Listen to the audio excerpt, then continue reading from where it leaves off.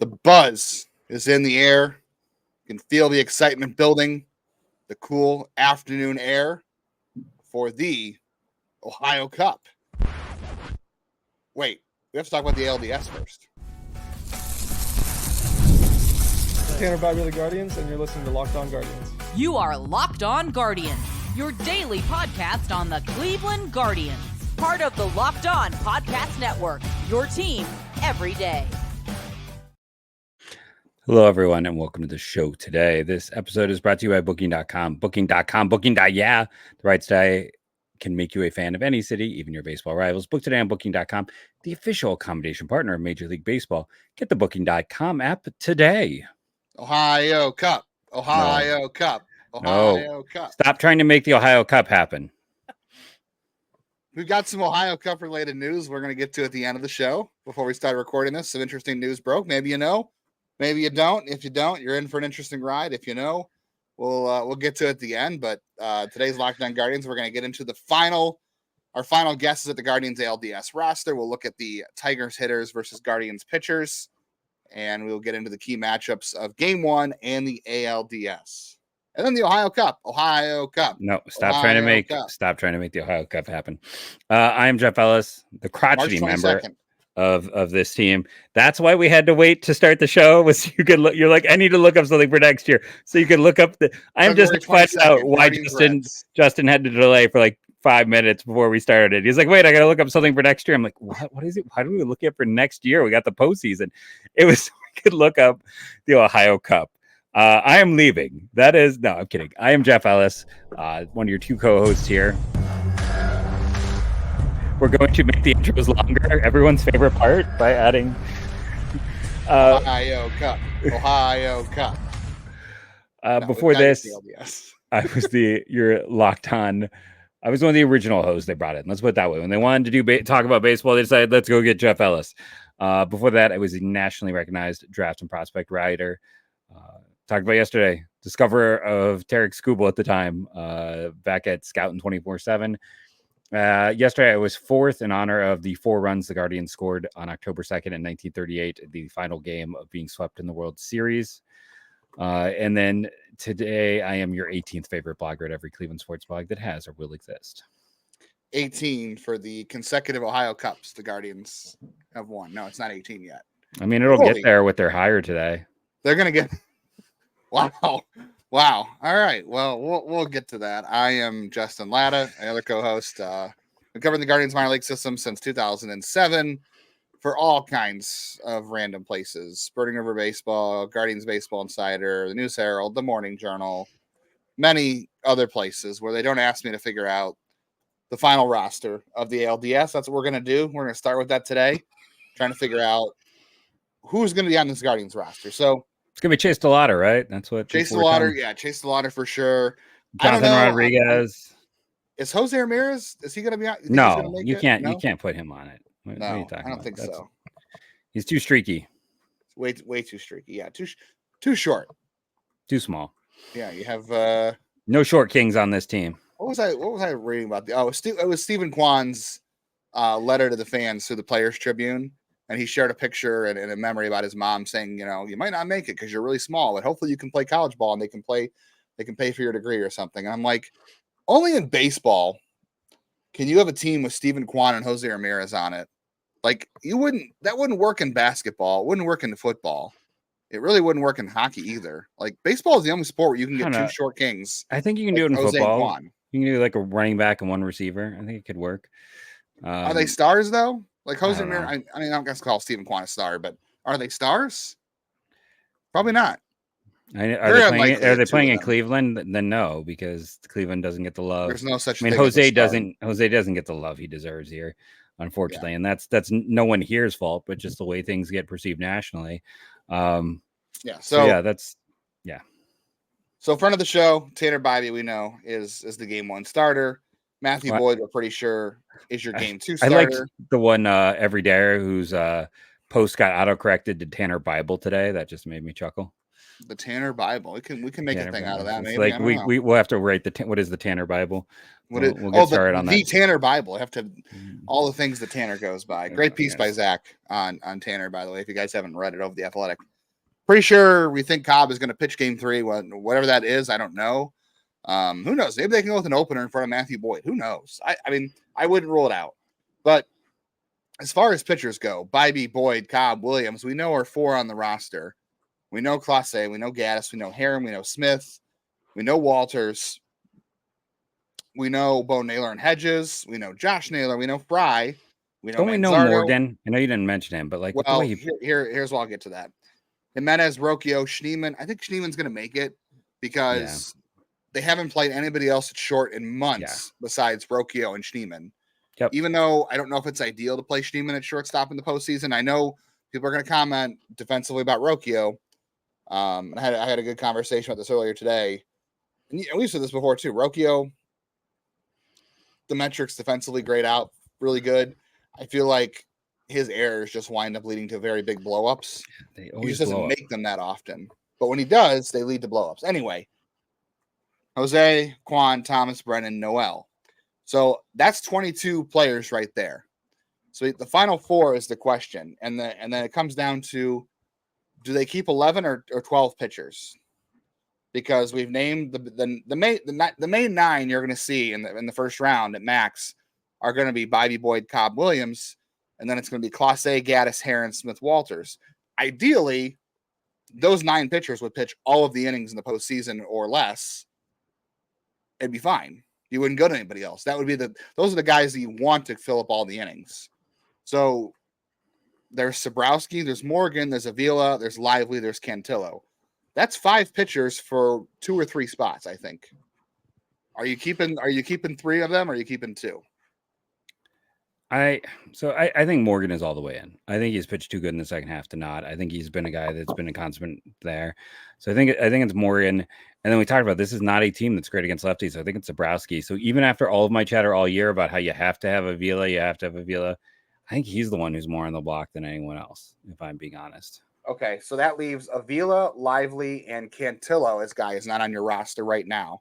So you got 11 pitchers, which gives you 24 players. So you have, which I don't think they'll do. I think they'll probably have 12. Like, I think that in the grand scheme of this, it's probably going to be, because they're going to do a lot of bullpenning. But again, I could see it being 11 because, like I said, you're going to want. No, they're not going to. They don't have enough bats that they trust to run that many bats up here. They don't trust. But you're going to want a pinch hit. You're going to want a pinch run. I don't know if they're going to.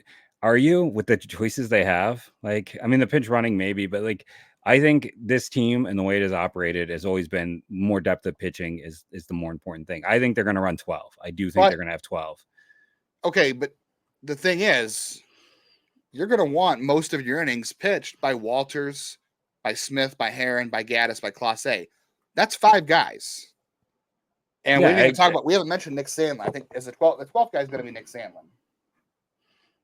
I know he hasn't been great lately, and there's been some arguments over it. I don't see them leaving him out in the cold. I do.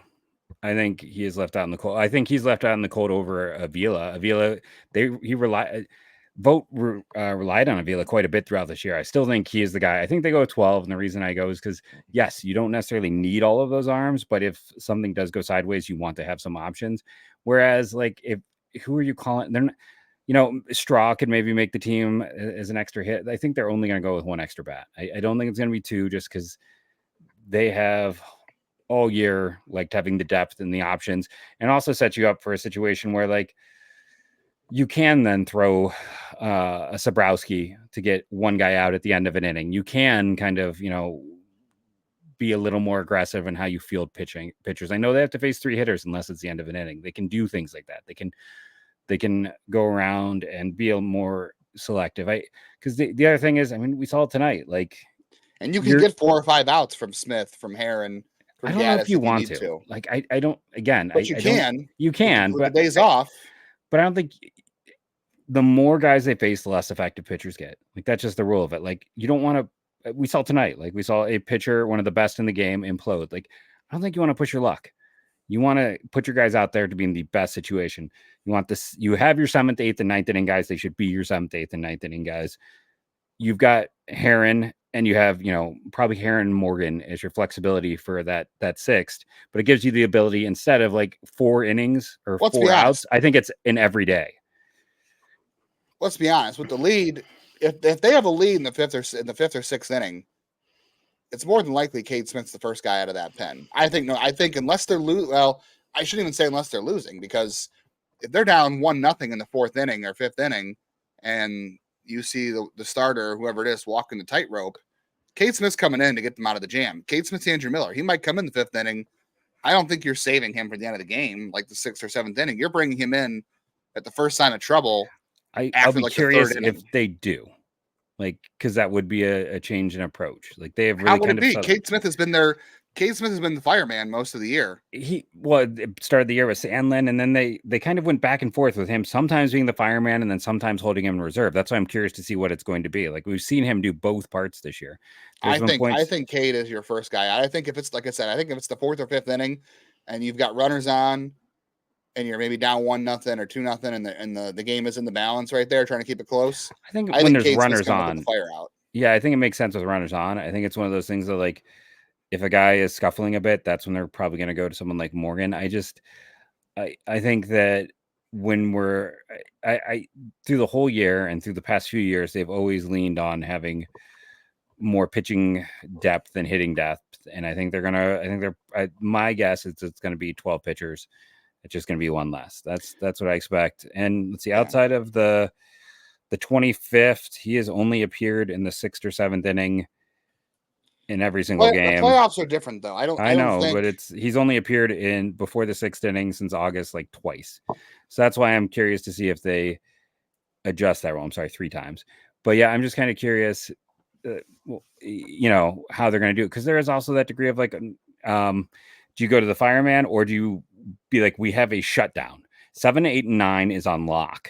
Right. So do we want to mess with that? Or, it's like, okay, like, and I guess that kind of matters where the line is. Like, for a smart team, it should matter. Like, if you're in the fifth inning and it's, the bottom of the lineup, use lesser guys. If it's the top, go get Cade Smith. Like, it should be directly, because we talked about with this Tigers team too, that, like, I know we're running out of time in a second. This Tigers team is top heavy, just like Cleveland is. So you very specifically want to attack them based on that top heaviness. Well, you'll bring Tim Herron in against the lefties in the order and either force them to go to the right-handers if they already haven't been pinch hit for. He should be tied to Terry Carpenter late. Yeah, well, if like game 2, if you've got Matthew Boyd pitching and they're starting Justin Henry Malloy and Wenzel Perez and Ibanez, if you've already put a righty in and they pinch hit Carpenter and they pinch hit, the lefties on their bench, Colt Keith, then you can go to Herron and Sabrowski and regain the advantage wherever that spot is in the order, which I imagine they might try to split it up based on what you were saying yesterday with Manzardo and all those other guys. But we'll see. So you're saying 12 pitchers, and the 12th pitcher for you is who? Avila. Okay, you're saying 12 is Avila. I'm saying it's going to be 11 pitchers in the first round, and it ends with Sabrowski. I'm going to say no Sandlin, no Avila, no Lively, no Cantillo, because those 6 relievers are going to be enough, considering you have Gavin Williams, who might be a reliever himself. Who knows? I think I think there's a chance that they might go give him a chance. One of our everydayers, you know who you are. He keeps changing his name. That's why I don't know his name on there. Yeah. But like, he brought up a good point that Gavin Williams has been lights out against Detroit this year. Yeah, he has, for sure. I mean, he's going to pitch in this series if it goes longer than 3 games, no doubt. I just don't know what role. Just feels like he is the insurance for Cobb. Yeah. I mean, Cobb might be an opener, and you might get 2 innings out of him, and it might be Gavin Williams, it might be Sabrowski and Walters getting you to the rest of the situation. Okay, so who's your last guy then? Is it Martinez or Straw? Because I think you only need 11 pitchers in this first round. And then, although you're maybe now you're convincing me with the Cobb situation, they might go 12 for Cobb insurance. Yeah, that's the one thing where I feel like if you're maybe they go 12. If they go 11 pitchers, to me, Straw and Martinez both make it. Mm-hmm. But if they go 12, I'm going to take Straw. Yeah, I think it's Straw as well. And I know people are going to get mad. But it's like, if Martinez isn't going to play every day, Straw gives you the advantage of essentially being an outfield closer. Like, they don't have, the metrics on Lane Thomas have always been poor in center field. He's probably your center fielder. Will Brennan is solid in center. So like if you decide to go with Martinez, and to me, then Will Brennan needs to be kind of an outfield closer. But I think you want someone who can be a legit center fielder with some good data at that position. Let us know in the comments what you think of our rosters. Let us know who you think is going to make the roster, especially those final choices. We know the obvious ones. We won't know until early Saturday morning when the rosters due for both teams for the ALDS.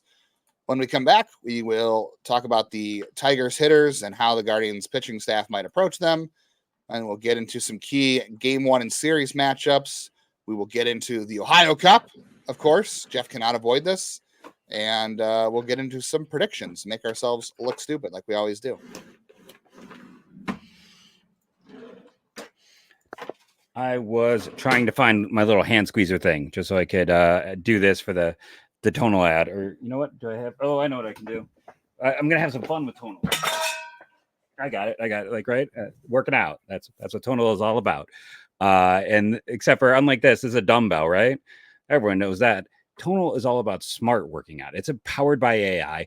Tonal learns with every rep, so it can deliver workouts personalized just for you. When life gets busy, fitting in a workout can be stressful. With Tonal, you can get efficient workouts personalized just for you, and are available with the amount of time you have. So Tonal learns, again, smart, not a dumbbell like this. It is smart exercising. And with that, it learns from your movement and provides suggested weight recommendations for every move. With detailed progress reports, they can even create personalized programs and workout suggestions or recommendations based on your individual goals. Right now, Tonal is offering our listeners $200 off your Tonal purchase with the promo code LOCKEDONMLB. That's Tonal.com. Use the promo code LOCKEDONMLB for $200 off your purchases. That's Tonal.com. Promo code LOCKEDONMLB for $200 off.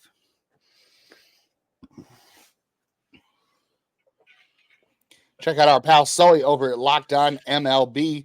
After you're done listening to us today, he's going to recap the wild card series. I know he's going to talk about it. Got wild. It did get wild. I know he's going to talk about the Reds' new manager, of course, because he is a Tito guy. I know Sully is. We'll talk about that. I'll talk about the LDS, all that good stuff. Covered in a fun and funny way by our pal Sully over at Locked On MLB, part of the Locked On Podcast Network. Your team every day.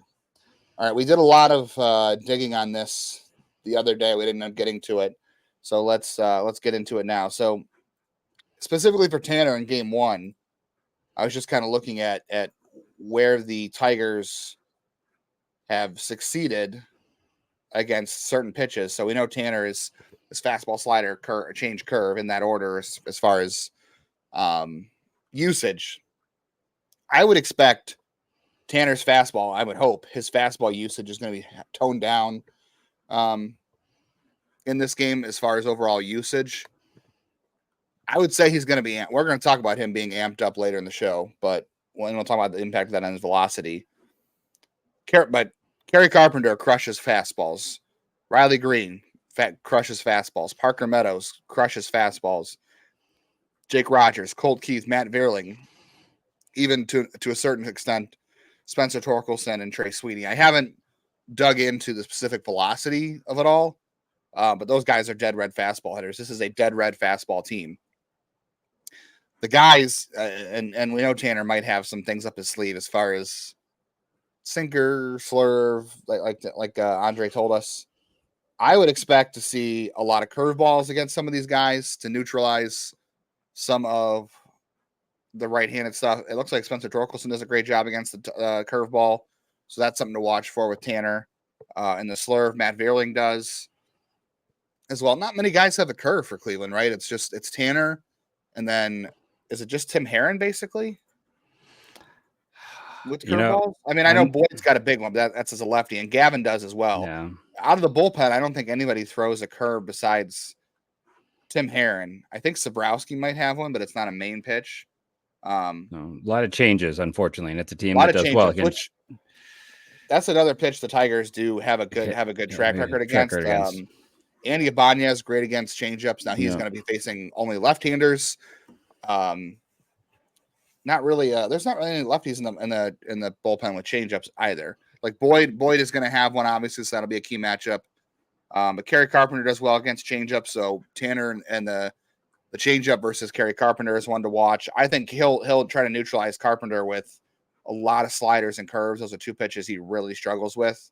So Kerry Carpenter is a key guy to watch in the series, and I think curves and sliders are generally a good way to get him out.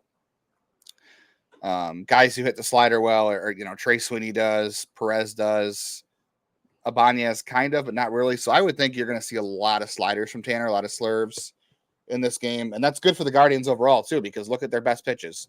Now Clase's got the cutter. That is what it is. Gaddis, great slider. Cade Smith also has a slider. I'll be curious to see how he changes his approach against these hitters if they have intentions of sitting dead red, but he's got a great fastball. Tim Herron's got a good curve and slider. Nick Sandlin, if the slider's on, that's great. We'll see.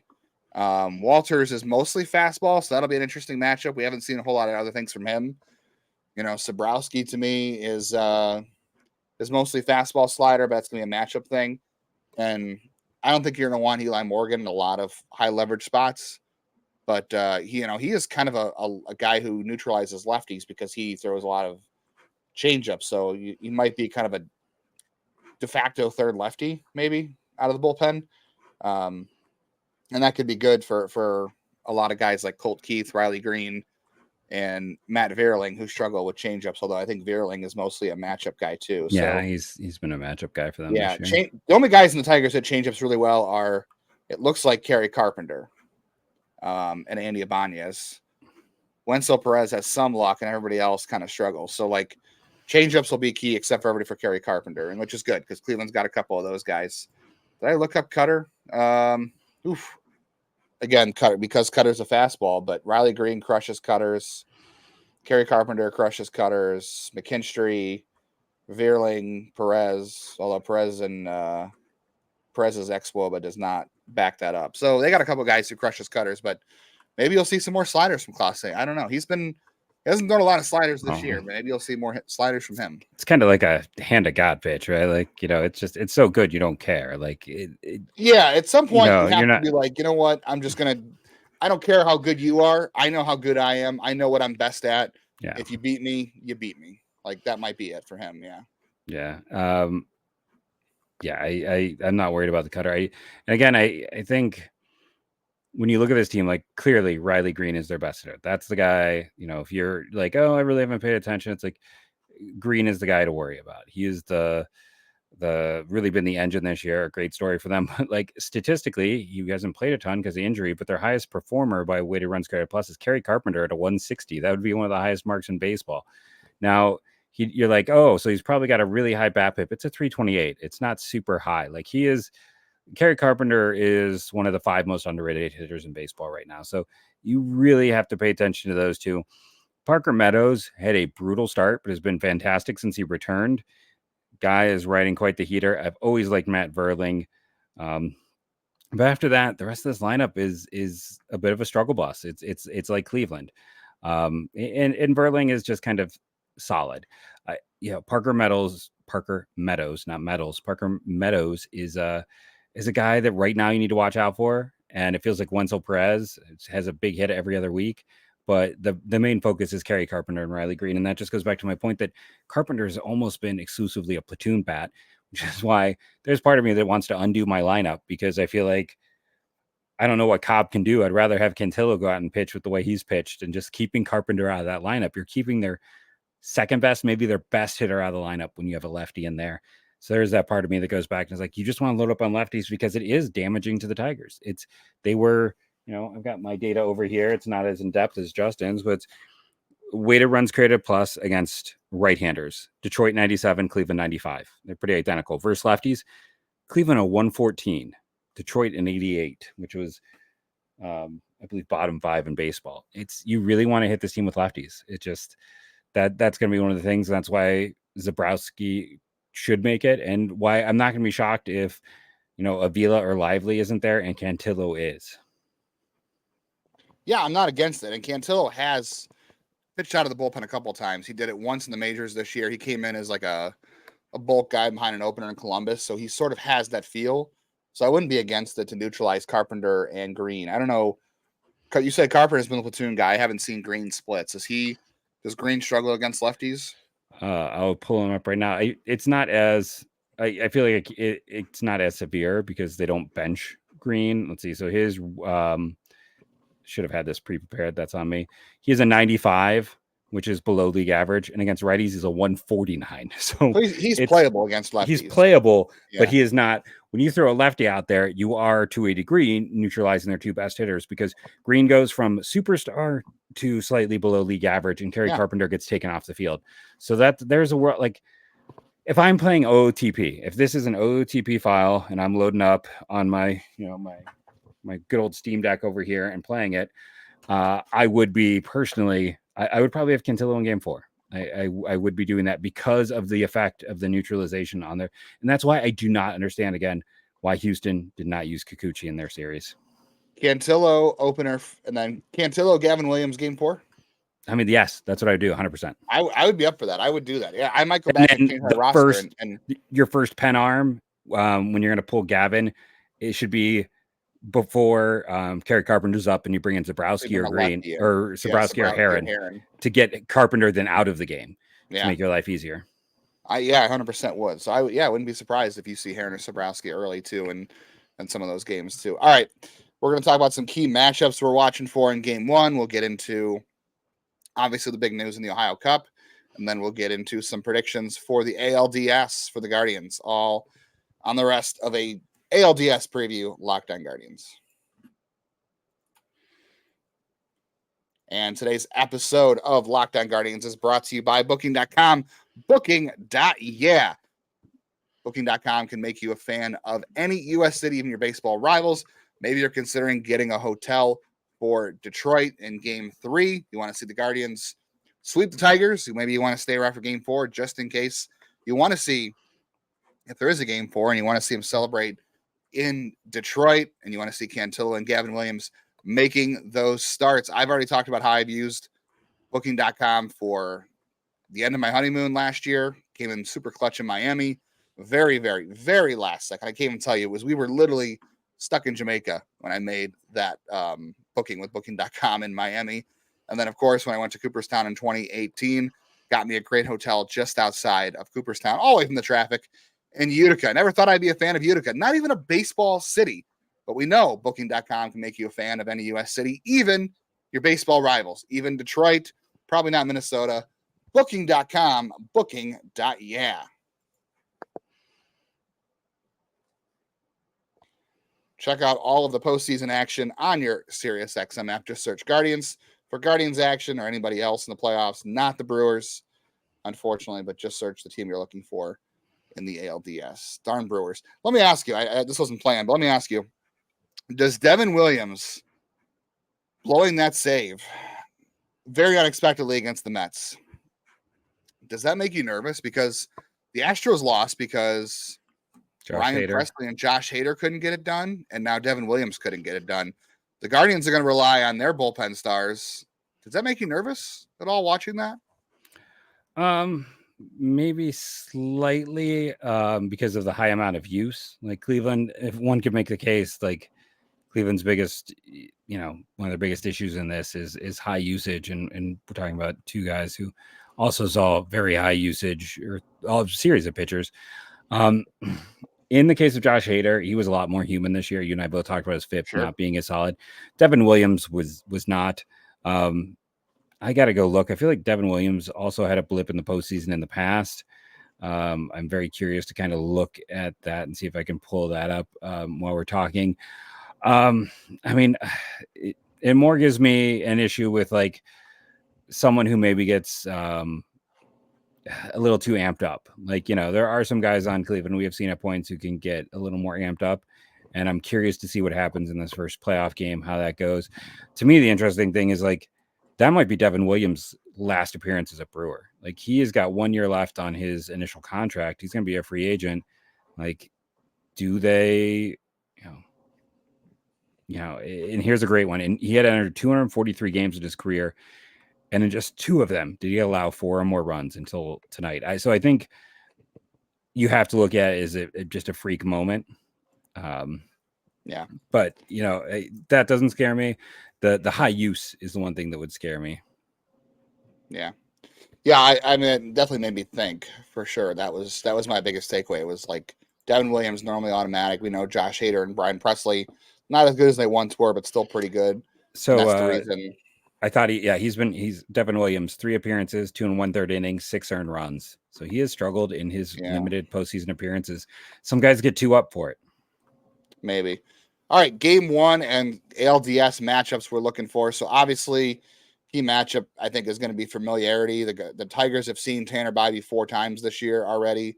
I know a lot of people are going to point out too that Tanner hasn't had great numbers against the Tigers in his career so far. And this is arguably a hotter, better team than Tanner's ever faced for the Tigers too. So they're different. So we'll see about that. I don't know. That's going to be a big one, is the familiarity. Obviously, these two teams have played 13 times this year, but none of them since the trade deadline when the Tigers got hot. Even though the Guardians took the series 7-6, everything's out the window. Everything's out the window for the postseason. We said that yesterday. Like, doesn't matter what happened in the regular season. All that matters is your game plan now and your confidence now and the right matchups and the right decisions right now. And I'll say the other matchup for me is Bibee versus his own adrenaline.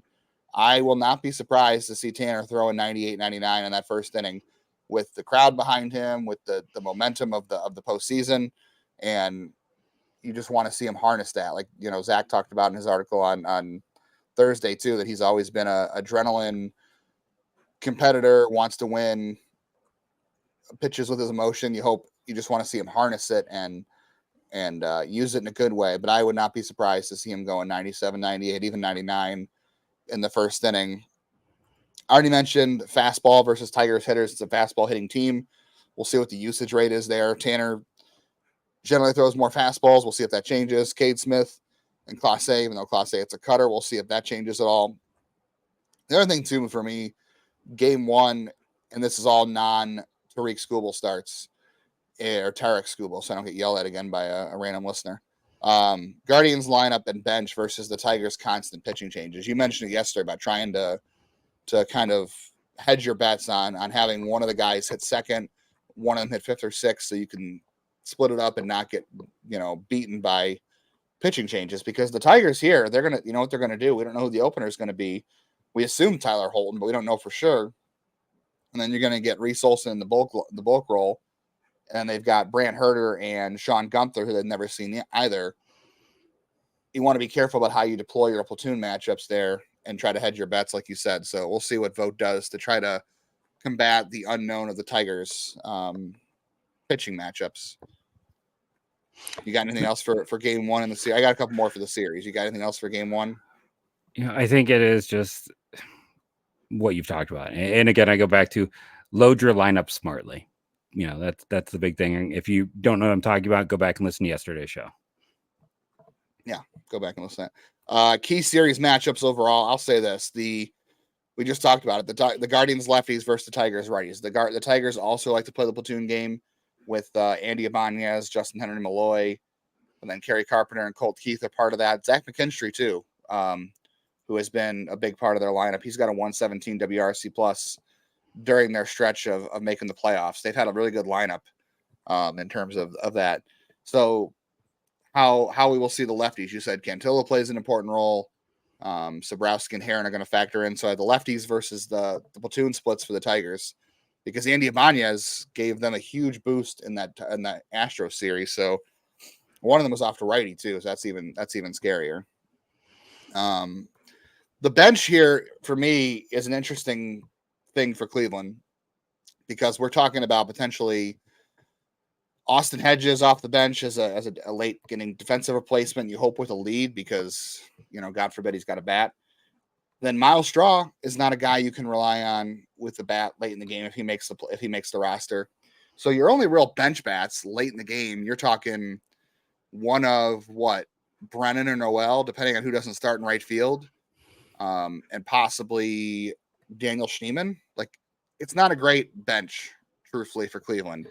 The Tigers, to me, if you were looking at the comparison here, the bench for the Tigers of Ibanez, Malloy, Perez, or if it's Carpenter and Keith and McKinstry on the bench, I got to say the Tigers have a much deeper bench offensively. So I don't want to have to get into those late situations for Cleveland where you got to do that. And you're definitely going to have to watch how the Tigers deploy their bench. Yeah, it's a deeper bench, but it's also partially because they're so platoon heavy that, like, they're going to have 3 or 4 of those flips. Yeah, you're going to have to neutralize that somehow with your bullpen. Which is why it's why I like what we talked about of like Cantillo, Williams, then back to the lefty. See what you can do before you get there. Yeah, or or even maybe you start Williams. So then when you go to Cantillo, it's like, are they tempted? Like if you go Williams for 3, go Cantillo for 3, then hey, you know what you got for 7, 8, 9 right there. Boom. And there could be value in that, because if you're going 3, that might only mean you have to deal with Carpenter once as versus the righties. With Tanner, it's just about him coming out, knowing, what we talked about. They know what we talked about, everything we talked about here, and just being prepared and, not letting the emotions of the day for guys like all these guys making their, not just Tanner, but all of these players making their first debut, just going out there and being like, we took care of business against the Tigers in the season. Towards the end of the last few matchups, we dominated this team. We're going to go do that. That's the expectation. Who cares what they did in the second half? They were catching us and they were not successful. Mm-hmm. And we need to now go and take care. We are the 2 seed for a reason. We are the second most favorited team by Vegas to get to the playoffs in the American, or get to the World Series in the American League. Like, we are the team to beat. Let's go and do this. Yeah, agreed. Confidence. I'll have to watch too. Like, Brad Goldberg's done a great job preparing his relievers all year. Clase obviously pitched in the 2022 postseason, but Smith, Gaddis, Heron, Walters, all brand new guys to the playoffs. Morgan was there. Sandlin was there in 2022. They all played a role. So we'll see how the inexperience of the bullpen plays in. Boyd's never. I don't think Boyd's ever thrown a playoff start. Cobb obviously has. Lively doesn't have Boyd. experience. I don't think Boyd ever made the postseason. He was mostly because with the Tigers when they were terrible. Yeah. But I mean, Quan, Jose, Naylor, Jimenez, Brennan, and both Naylors and Hedges, of course, have all been part of postseason success in the past. So there's that. I don't really worry about the offensive side of things. Their key, I think, to me, is get a lead to the 5th inning any which way. You get to the 5th inning with the lead, you can shut the door. I think I would be prepared for one reliever, and this is going to be important for Cleveland to punch back. This is how I think it'll go. I think Tanner goes 5+. I think he gets into the 6th inning, maybe. No, he gives up 5 and fly. That's my view. Yeah, I would say that depending on where they're at in the lineup, you might try him in the 6th inning. I'll say he gives up 1 run, and I'm going to say a reliever is going to allow a run too. And the Guardians have to be prepared for their bullpen to allow a run. The Tigers scored late against the Astros. They're confident, like you said. So the Guardians are going to need, I think, at least, I'm going to say the first game goes 3-2, and the Guardians win. But I think a reliever is going to allow a run, and they're going to have to be ready to punch back for the bullpen, who normally doesn't give up a run. I think they will, because you can't expect them to be perfect in the postseason. I know Cody Allen was in 2016, and Andrew Miller was nearly perfect in the postseason that year too. We'll see. I'm going to give up my prediction so we can talk about Tito Francona is the manager of the Reds for a I'll just say this too. I will say now, Guardians win this series 3-1, and not the way you think. I think I'm going to say they win both games at home. They beat Tarek Skubal at home. They lose game 3 on the road, and they win in 4. This series can't get to 5. You don't want Tarek Skubal in game 5. All right. It really is the moment, obviously, you've all been waiting for the entire show. We have to get to the important news of the day. And it's the Ohio Cup. I hope Terry Francona is ready to lose the Ohio Cup for a couple of years, because he's now managing Cincinnati Reds, Jeff. Yeah, it's a weird fit, let's be honest. We know about his greatness, all of his time here, but he's an old school manager, and it's going to be, I think, players will listen and respect him. I don't think that's going to be an issue. There were not a ton of openings, but that Reds team is kind of all over the place, and maybe they do need a firmer hand. But like, when you were saying, when you were a bit more shocked than me, I'm just like, I don't think this dude can survive outside of baseball. I don't think he has much else. I think like baseball is his life in a way, and this year of recovery made him realize, like, I have to get back. So he is. Yeah. Do you have any bad feelings about him stepping away and now leaving the organization? Because I don't have any bad feelings. I think it's fine. I think it was needed on all sides, because I think it is an old saying, but I think it's true that guys will start zoning out anyone after a while. And I think there is always a need for freshness. And I think Vogt has done some things this year that I loved. Tito did so many great things here, but there were just small things here and there towards the end that I was ready to see kind of some new age thought go into. And we're seeing that. And, I think we're seeing a lot of the coaches in general kind of get more opportunities with some of these young coaches that they brought in. And I think the overhaul was needed. And I think that's part of why they've been so successful this year. Agreed. Yeah, I think a new direction is always sometimes a good thing. And it's a much younger staff now, and the players seem to like it. Maybe he will work in Cincinnati. I don't know. It's a weird fit for sure. But I have no, bad wishes. Tito came in at a time when this organization was absolutely in a horrible, horrible spot. And he was a big part of this organization turning things around and kind of resetting the culture. And at least the expectations here have been raised since then. They've been one of the best teams in baseball since he came here. He was with the front office a little bit this year, just on the side, probably not doing a whole lot. I know he was recovering, but if that's what he wants to do, make him happy. And, we'll see him in February at 22nd. We'll see him in June. In June 9th is the first game of the Ohio Cup in Cleveland. So, like I said, just hope he's prepared to lose the Ohio Cup. The Reds haven't won it since 2010. So, Ohio Cup dominance will continue. Tito or no Tito. And that being said, we have gone long. So thank you all for joining us, rating, reviewing, downloading. It helps. Make sure that, more importantly, the ALDS. Thank you all for joining us. We'll try to get some shorts in this weekend in reaction to the games. But go Guardians, go.